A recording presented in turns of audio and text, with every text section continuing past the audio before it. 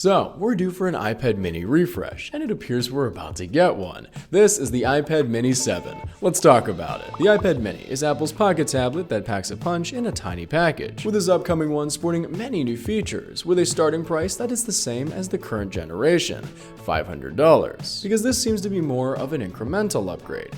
But let's see. First, form factor. Like I said, the iPad mini is known for its small size and purse-storable form factor, and that's likely going to stay the same, with some twists according to the rumors, which have a few discrepancies. Some have stated that the new iPad mini, to make it more worthwhile of a purchase, will sport the Pro Motion display or 120Hz refresh rate found in the iPad Pro, meaning a faster and smoother looking tablet. However, others have stated otherwise, claiming that is a key selling feature for the Pro versions. In my opinion, I don't believe Apple will add the Pro Motion display on the iPad mini, as just as the other rumors stated, that would take away a key feature from the Pro models. However, in the future, maybe adding some unique feature for the iPad mini besides having a different size would make it more enticing for the general public. Just a thought.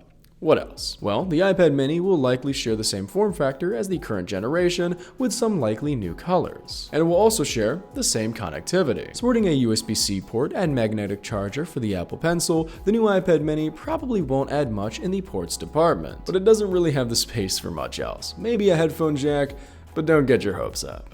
But now, this is where the real meat lies.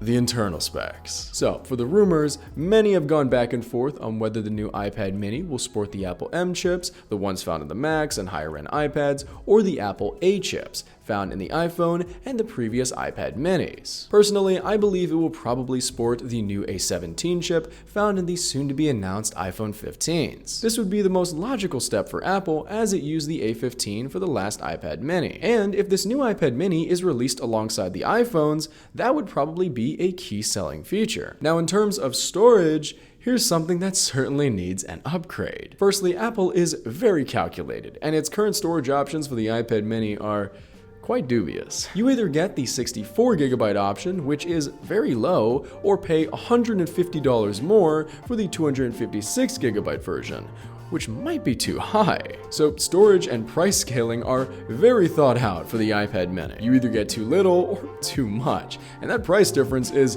quite steep. However, for this year, 64GB might not cut it, even for a minimalist standard. So what are the possibilities? Well, Apple could and likely will switch the starter storage option to 128GB and then scale the upgrades accordingly, and many of the rumors have pointed to this option. But there is still a chance for it to start with 64GB, which would be quite a shame, but we'll see. Regarding security, the iPad mini will likely, since it's sharing the same design as the previous version, have Touch ID, which I have no qualms with. It's pretty rad and super efficient. Moreover, it will of course sport iPadOS, with hopefully some new features with that when it releases. And speaking of which, how about that release date? Well, we do have some options. Apple will host its annual iPhone announcement event on September 12th, so that could be a possibility, especially if it shares the same chipset as the new iPhones, or it might come out a little later down the line in the first quarter of 2024. Either way, it's coming out pretty soon, so is it worth it?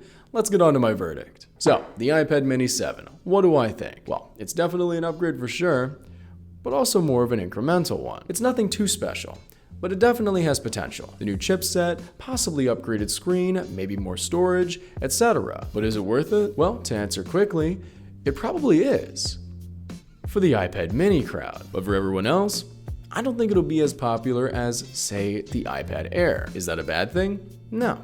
Everyone has their niche, and Apple wants to make sure it covers every niche with its iPad line, dominating the tablet market. But even then, iPads still have a limiting factor, and it has nothing to do with the performance or the screens, really. Those are all great. The real issue with the iPads is the ceiling they're hitting with their operating system, iPadOS. Many of us avid iPad users have complained that iPadOS, as great as it is still very limiting. It's not as versatile as macOS, and it's still pretty similar to iOS, so it can't run as many programs a laptop can, and it's not as compact as a phone. Meaning iPads are kind of stuck in the middle of things, and can't really have their own solid identities. Many people want iPads, but can't really justify buying them. So really, the upgrade I would hope for the iPad mini and future iPads in general is greater versatility with iPadOS. That doesn't mean straight up porting switching over macOS over to iPads, but I'm hoping for better multitasking, far greater compatibility with other programs, and just more unique features. I think that would make every iPad worthwhile for the public, and would certainly make the iPad mini even more of a solid pocket companion. And that was my leak rundown of the iPad mini 7, a solid incremental upgrade for the iPad mini crowd with some hopefully exciting features to boot. My name is See Rooster. It's spelled like Cyrus, but not like See Rooster. Just take out that sir. Thank you very much for watching, and have a wonderful day. Peace.